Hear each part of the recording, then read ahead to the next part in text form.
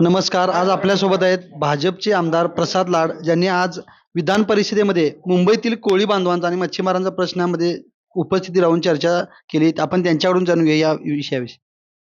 नाही, निश्चितपणे मुंबईचा पहिला नागरिक कोण असेल, तर तो मुंबईचा कोळी बांधव आहे. मुंबईचे कोळीवाडे हे परंपरागत मुंबई शहरामध्ये राहिले. मुंबई शहरामध्ये कोळी बांधवांची मुंबई आणि मुंबईचा कोळीवाडा हे दोन्ही एक समीकरण आहे. अशा परिस्थितीमध्ये त्या कोळीवारांचं पुनर्निर्माण व्हावं, त्यांना वेगळ्या फॅसिलिटी दिल्या जाव्या, त्यांचं रेखांकन सीमांकन केलं जावं. तसंच मच्छी बाजार मुंबईमध्ये अनेक शेकडो मच्छी बाजार आहेत. महापालिकेच्या माध्यमातून सुरू केले गेले. त्यामध्ये आमच्या कोळी भगिनींच्या माध्यमातून व्यवसाय केला जातो, बांधवाच्या माध्यमातून व्यवसाय केला जातो. एक व्यवसायाचं व्यासपीठ त्यांच्यासाठी उभं आहे.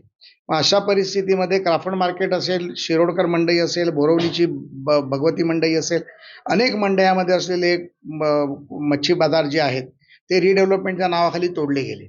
पण तोडल्यानंतर अनेक वर्षांनंतर देखील त्याचा पुनर्विकास होऊ शकला नाही. अशा परिस्थितीत तुम्ही बिल्डिंगी बांधणार नाहीत, तुम्ही आमच्या मच्छीमार कामगारांना, मच्छीमार आमच्या भगिनींना, बंधूंना त्यांचा जो व्यवसाय तो देखील करायला देणार नाही. असं चालणार नाही, स्पष्ट भूमिका आम्ही सभागृहात मांडली. त्यामुळे अत्याधुनिक पद्धतीचे मच्छी मार्केट तयार करावेत, आमच्या बांधवांना पुन्हा त्यांचा व्यवसायाचा हक्क द्यावा आणि भविष्यामध्ये अशा प्रकारची चूक महापालिकेकडनं होणार नाही ह्याची काळजी घ्यावी असा मी प्रश्न मांडला. सन्माननीय प्रभारी मंत्री उदय सामंत साहेबांनी त्याला आश्वासित केलं आणि तात्काळ यावर बैठक घेऊन निर्णय घेतला जाईल अशा प्रकारचं आश्वासन मला सभागृहात दिलं. एकीकडे महायुतीतील खटक्याबाबत चर्चा असताना आज आपण उदय सामंत यांनी जे नगरविकास खात्याच्या तर्फे जे उत्तर दिलं, त्यावेळी आपण विरोधकांना आक्रमकपणे तोंड दिलं. याबाबत काय सांगा? नाही, आमच्यामध्ये खटके नाहीच आहेत आणि महायुतीचा समन्वयक म्हणून माझी भूमिका नेहमीच राहिली आहे की आम्ही एकत्र राहिलो पाहिजे. आजही तुम्हाला मी सांगतो की येणाऱ्या महापालिका निवडणुकीत आम्ही सर्व एकत्र लढणार आहोत. Bharatiya Janata party, Shiv Sena, Rashtrawadi Congress party, Republican party of India ही एक आहे आणि आम्ही महायुती म्हणूनच निवडणूक लढू.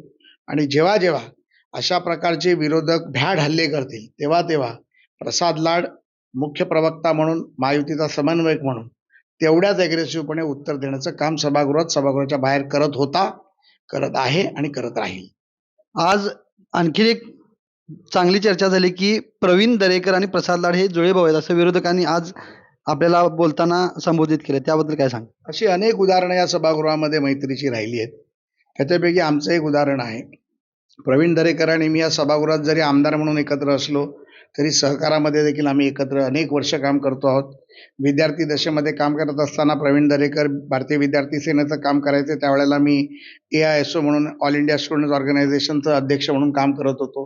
अनेक कॉलेजच्या निवडणुका आम्ही एकत्र लढलो, युनिव्हर्सिटीच्या निवडणुका आम्ही एकत्र लढलो, सहकारातल्या निवडणुका एकत्र लढलो, मुंबई बँक एकत्र लढलो, मुंबई हाऊसिंग फेडरेशन आम्ही एकत्र लढलो, अनेक सहकारातल्या निवडणुका. आणि त्यामुळे आमचं एक मैत्रीचं नातं आहे. आणि प्रवीण दरेकर हे माझ्यापेक्षा राजकारणामध्ये सिनियर आहेत.